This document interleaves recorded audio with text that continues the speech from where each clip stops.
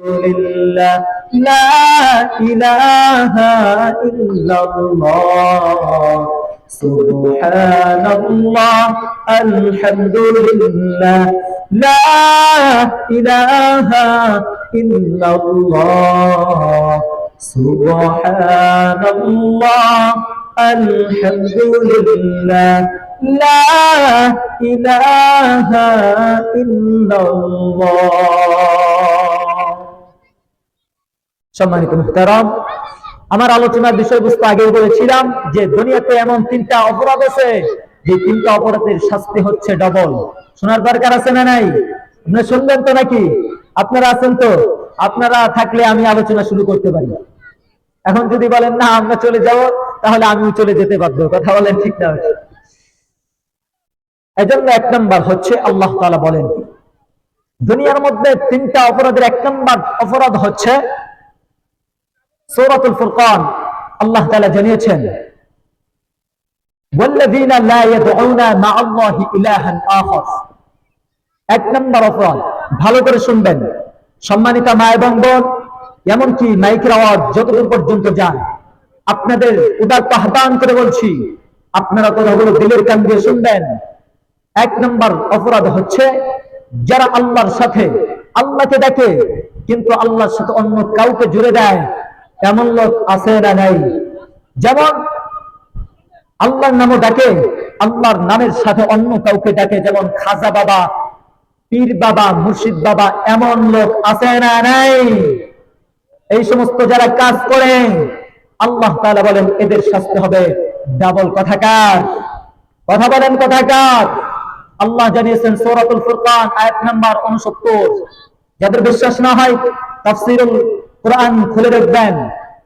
অনেকেই হুজুরদের কথা শুনলে মনে করে কি যে হুজুররা মনে হয় অন্যকে টার্গেট করে কথা বলে। না, উলামায়ে কেরাম কথা বলে মানুষকে জাহান্নাম থেকে বাঁচানোর জন্য জান্নাতে কিভাবে ঢোকানো যায়। যেমন চিন্তা ভাবনা নিয়ে তো উলামায়ে কেরাম মাঠে নেমেছে। যেমন দেখা যায় যারা আলেমদের সাথে খারাপ ব্যবহার করে এমন লোক আছে না নাই? আমরা দেখেছি যারা আলেমদের সাথে খারাপ ব্যবহার করবে, আমি এখান থেকে তামিম আহমদ বলে দিতে চাই তাদের ভবিষ্যৎ খারাপ হয়েছে। ঠিক এখন থেকে যারা উলামায়ে কেরামদের সাথে বাঁকা নজরে কথা বলবে, আমি এখান থেকে বলে দিচ্ছি তাদের ভবিষ্যৎ খারাপ। কথা বলেন ঠিক না ঠিক?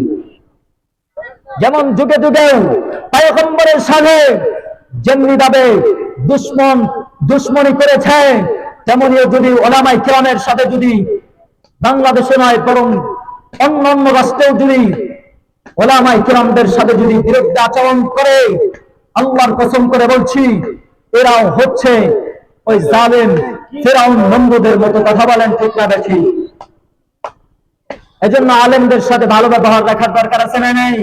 আল্লাহ তাআলা জানিয়েছেন কুরআনুল কারীমের মধ্যে বলেন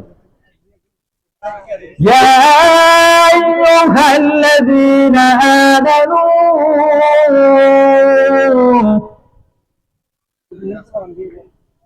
يا أيها الذين آمنوا كونوا مع الصادقين।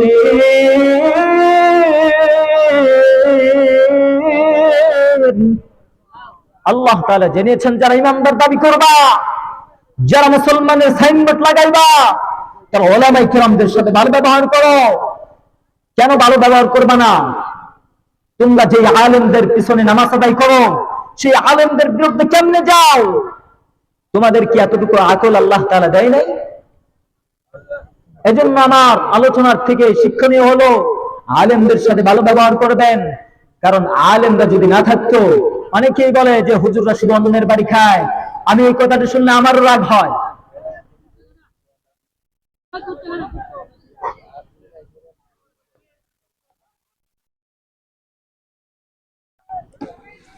আলোচনা কেউ করবো আরো আছে?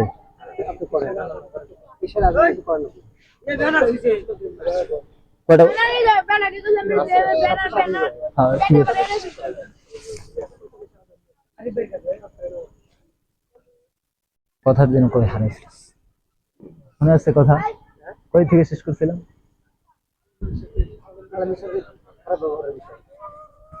এজন্য আলেমদের সাথে ভালো ব্যবহার দরকার আছে না নাই? আপনি পরামর্শ করবেন, একটা ভালো কাজ করবেন, আলেমদের সাথে ভালো সম্পর্ক রেখে ভালো সলিউশন নিয়ে কাজ করবেন। আল্লাহ তাআলা তৌফিক দান করুন, সকলে বলেন আমিন। এজন্য ডাবল শাস্তি হবে। এক নাম্বার হলো যারা আল্লাহকে ডাকে, আল্লাহর সাথে অন্যকে শিরিক করে, অন্যকে ডাকে, এদেরকে আল্লাহ তাআলা ডাবল শাস্তি দিবেন। কথা কার? আল্লাহ। দুই নাম্বার হচ্ছে ওয়ায়াকতুলুন নাফসাল্লাতী হারামাল্লাহ। দুই নাম্বার হলো তাদের শাস্তি ডাবল হবে যারা মানুষকে অন্যায়ভাবে হত্যা করে। এমন লোক মনে হয় বাংলাদেশে নাই, অন্যায়ভাবে হত্যা করুন মানুষ নাই, বরং যারা হত্যা করে তাদের সাথে যারা আদেশ দেয় এদেরও শাস্তি হবে ডাবল। কথা কার? ইউযআফ লাহুল আযাব ইয়াউমাল কিয়ামাহ।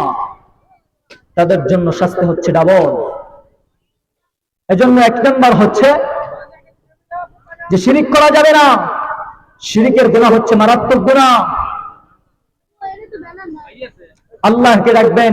আল্লাহর অনেকগুলো নাম আছে, ওয়ালিল্লাহি আসমাউল হুসনা ফাদউ বিহা ওয়া যারুল লাযিনা ইউলহিদুন।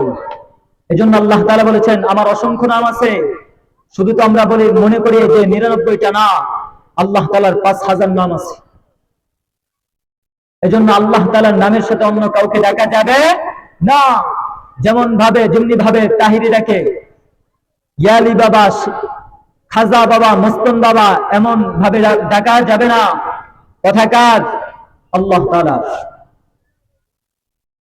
এজন্য এক নাম্বার হচ্ছে আল্লাহ তাআলার সাথে শিরিক করা যাবে না। দুই নাম্বার হচ্ছে অন্যায় ভাবে কাউকে হত্যা করা যাবে না।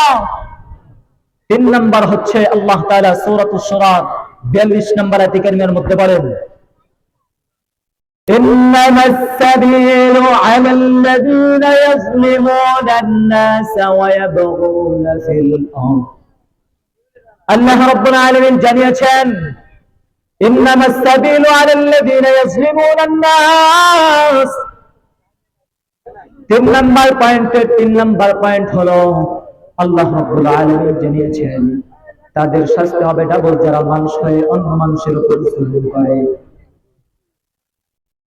আল্লাহ তাআলা জানিয়েছেন যারা মানুষ হয়ে অন্য মানুষের উপর জুলুম করে তাদের জন্য আমি আল্লাহ তাআলা আযাবের ব্যবস্থা রেখেছি ডাবল। এই জন্য আমরা মুসলিম হয়ে, আমরা মানুষ হয়ে অন্য মানুষের উপর জুলুম করব না, বলে ঠিক বলেছি। হতে পারে এটা আর্থিক, হতে পারে এটা মানসিক, হতে পারে কাউকে মিথ্যা সাক্ষী দিয়ে, কাউকে মিথ্যা মামলা দিয়ে, অন্য কাউকে মিথ্যা সাক্ষী দিয়ে এভাবে অন্য কাউকে হেনস্থা করা। যদি এটা কেউ করে, আল্লাহ তাআলার কোরআন বলছে ইন্নামাস সাবিলু আলাল্লাযিনা ইয়াজলিমুনান নাস। যেই সমস্ত বান্দারা দুনিয়াতে মানুষ হয়ে অন্য মানুষের উপর জুলুম করবে, আল্লাহ তাআলার কোরআন জানিয়েছেন ওই সমস্ত মানুষের জন্য আল্লাহ তাআলা ডাবল আযাব দিবেন। এই জন্য যারা মুসলিম দাবি করবে, মানুষ নিজেকে দাবি করবে, শুধু মানুষ নিজেকে দাবি করলে মানুষ হওয়া যায় না। আল্লাহ তাআলা কুরআনুল কারীমের মধ্যে জানিয়েছেন ওয়ালা ক্বাদ যারানা লিজাহান্নামা কাসীরান মিনাল জিন্নি ওয়াল ইনসি লাহুম কুলুবুন লা ইয়াফকাহুনা বিহা ওয়া লাহুম আযানুন লা ইয়াসমাউনা বিহা উলাইকা কাল আনআম بل هم أضل أولئك هم الغافلون ولقد ذرأنا لجهنم كثيرا من الجن والإنس ولقد ذرأنا لجهنم كثيرا من الجن والإنس আল্লাহ তাআলা বলেন আমি অধিকাংশ মানুষকে জাহান্নামে দেওয়ার জন্য সৃষ্টি করেছি। যারা নিজেকে মানুষ দাবি করবে, হাকিকতান মানুষ দাবি করবে, তারা তো হাকিকতান মানুষ তো তারা যাদের মধ্যে কোরআনের শিক্ষা আছে। কথা বলেন ঠিক না বেঠিক?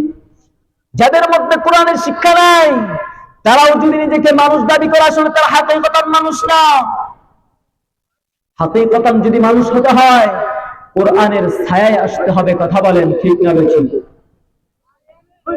এজন্য তো আল্লাহর নবী পয়গম্বর বলেন, তলাবুল ইলমি ফরিদাতুন আলা কুল্লি মুসলিম, যারা নিজেকে মুসলিম দাবি করবে, যারা মুসলিম বান্দা এবং বান্দী নিজেকে দাবি করবে, তাদের জন্য তাদের আলেম হওয়ার শর্ত নয়। আলেমের ফজিলত আছে, হাফেজের ফজিলত আছে, মুফতি মুহাদ্দিসের ফজিলত ভিন্ন, কিন্তু আপনাকে যতটুকু ইলমে দ্বীন শিক্ষা ইসলামের জন্য জরুরি, অতটুকু শিক্ষা আপনার জন্য ফরজ করেছেন কে? আল্লাহ।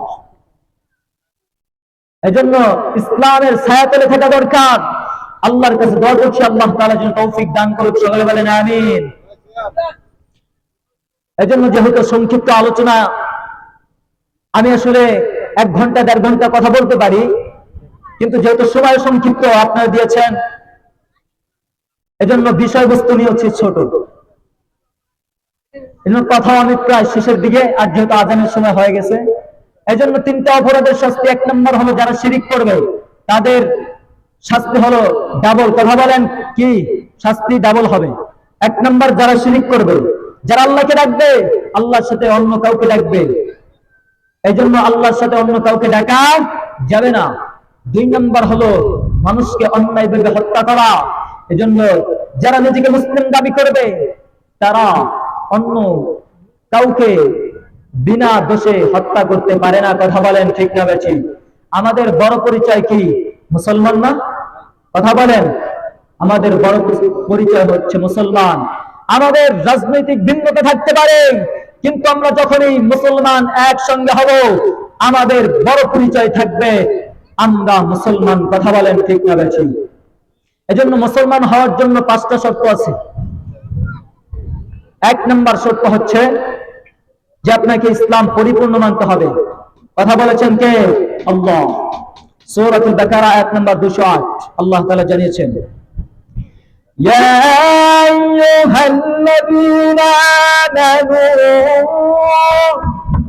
উদখুলু ফিস-সিলমি কাফা ওয়া লা তাত্তাবি'উ খুতুওয়াতিশ শাইতান।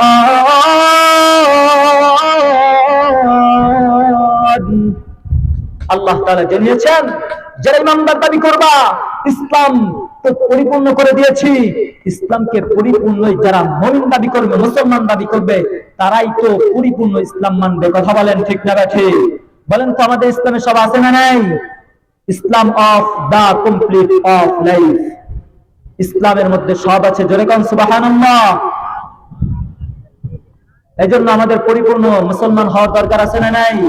আল্লাহর কাছে দোয়া করছি, আল্লাহ তাআলার কাছে দোয়া করছি, আল্লাহ এই মাহফিল থেকে দোয়া করছি, আল্লাহ তাআলা যেন আমাদের সকলকেই পরিপূর্ণ মুসলমান হিসেবে কবুল করে নেন। সকলে বলেন আমিন। কারা কারা পরিপূর্ণ মুসলমান হওয়ার জন্য রাজি আছেন? হাত দেখান। আল্লাহ আমাদেরকে পরিপূর্ণ মুসলমান হিসেবে কবুল করে আল্লাহ তাআলা যেন অন্ধকার কবরে ডাক দেয়। সকলে বলেন আমিন। আরো জোরে বলেন আমিন। এই বলে আমার সংক্ষিপ্ত আলোচনা শেষ করছি। ওয়া আখিরু দাওয়ানা আলহামদুলিল্লাহি রাব্বিল আলামিন। আসসালামু আলাইকুম ওয়া রাহমাতুল্লাহি ওয়া বারাকাতুহু।